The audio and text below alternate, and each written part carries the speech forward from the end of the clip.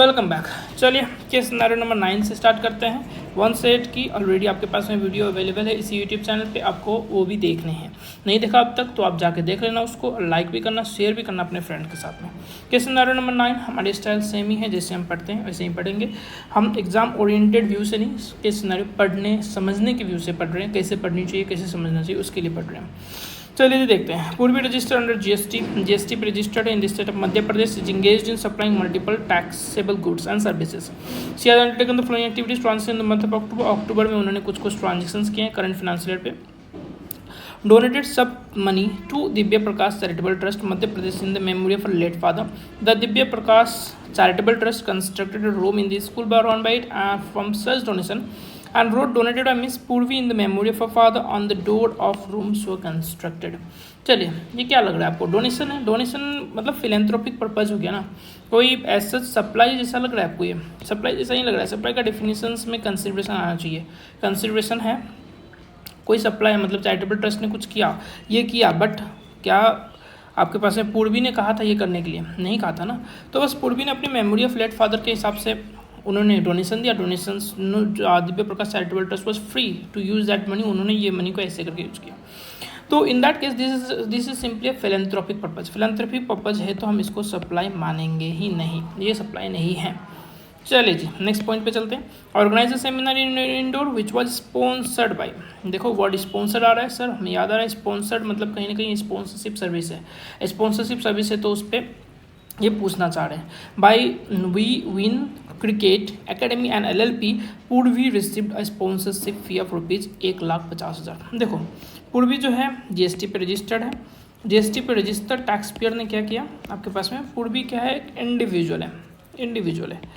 Individual ने क्या किया? बड़ी कॉरपोरेट को या फॉर्म को इन्होंने, जो आपके पास में प्रोविजन है उसमें क्या लिखा हुआ है? बड़ी कॉर्पोरेट या फॉर्म को इन्होंने यदि स्पॉन्सरशिप सर्विस प्रोवाइड किया है तो इन दैट केस RCM पे ये एप्लीकेबल हो जाएगा। बड़ी कॉर्पोरेट और फॉर्म को जो है उस पर सर्विस रिसिपेंट जो ये RCM पे एप्लीकेबल हो जाएगा आपके पास में। ठीक है, अब बात क्या रहा यहाँ पे? देखो ये LLP है। LLP तो इन्होंने बोला नहीं, बड़ी कॉर्पोरेट फॉर्म इन्होंने बोला, यहाँ पे LLP तो बोला नहीं। LLP बोला नहीं बट फॉर्म के डेफिनेशंस के अंदर में ही आप देखोगे LLP भी कवर्ड है। तो इन दैट केस ये क्या हो गया आपके पास में? रिवर्स चार्ज पे एप्लीकेबल हो जाएगा। ठीक है, आगे बढ़ते हैं।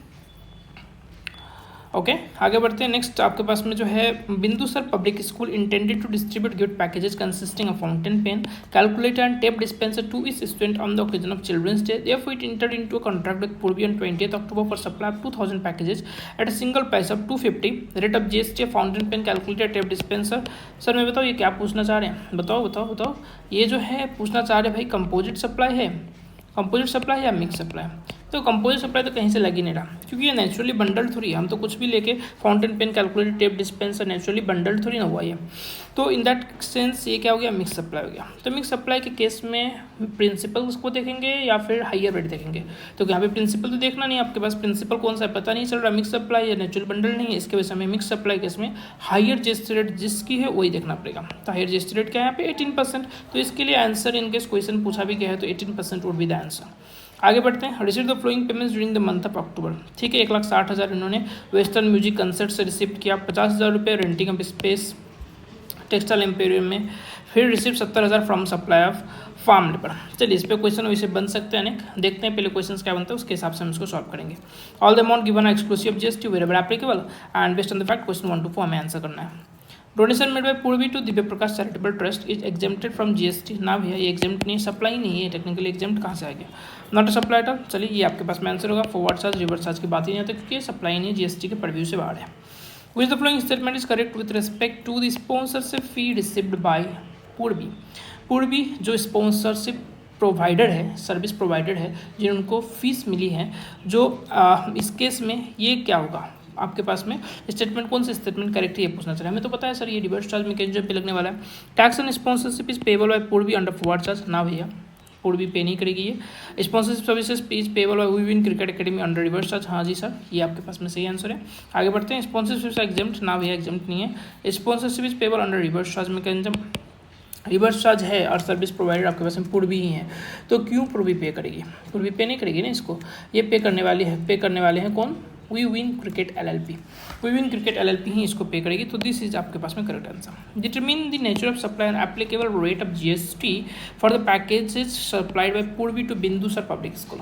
तो हमने तो देख लिया वो मिक्स सप्लाई केस में आपके पास में क्या होगा, एप्लीकेबल रेट 18% होंगी, इसमें कन्फ्यूजन समय रहा नहीं। अब देखो, out of all the payment received by Purvi in the month of October exempt supply amount. अच्छा, इस ट्रांजेक्शन्स पे इन्होंने क्या पूछा, एग्जाम सप्लाई कौन सा होगा। देखो पढ़ते वापस से, on ₹1,60,000 by performing a western music concert. Western music concert है, ये क्लासिकल नहीं है और ये फॉक वाला भी नहीं है, फेल के फॉक वाला भी नहीं है आपके पास में। तो इट मीन्स टू से ये वेस्टर्न है, तो ये एग्जाम्प्ट नहीं है, टैक्सेबल होगा। Renting space for use of textile emporium. देखो रेंटिंग के केस में ये रेजिडेंशियल ड्वेलिंग नहीं है, रेजिडेंशियल ड्वेलिंग होता तो कहीं ना कहीं एग्जाम्प्ट होता भी, उसके लिए हम सोचते भी, बट ये रेंटिंग जो है पूर्वी दे रही है, जो ऑलरेडी टैक्स पेयर है, रजिस्टर्ड पर्सन है, और ये दे भी रही है किस पर्पज़ के लिए, टेक्सटाइल एम्पेरियम के लिए, दैट इज ऑल्सो बिजनेस। तो B2B सप्लाई हो गया, ये टैक्सेबल ही होगा। Receipt 70,000 for supply farm labour है, फार्म लेबर है एग्रीकल्चर के पर्पज़ पे, तो ये एग्जाम्प्ट है। तो एग्जाम्प्ट है, तो हमारे पास आंसर क्या हो जाएगा, क्वेश्चन नंबर 4 के लिए आंसर इज 70,000। तो डैट्स ऑल, आपके पास में ये केस स्टडी नंबर 8 कंप्लीट हो गया, केस स्टडी नंबर 9 कंप्लीट हो गया। आपके पास में केस स्टडी नंबर 10 के लिए आप नेक्स्ट वीडियो आएगा ही आपके पास में, तब तक के लिए बाय बाय, मिलते हैं नेक्स्ट वीडियो पे, बाय बाय।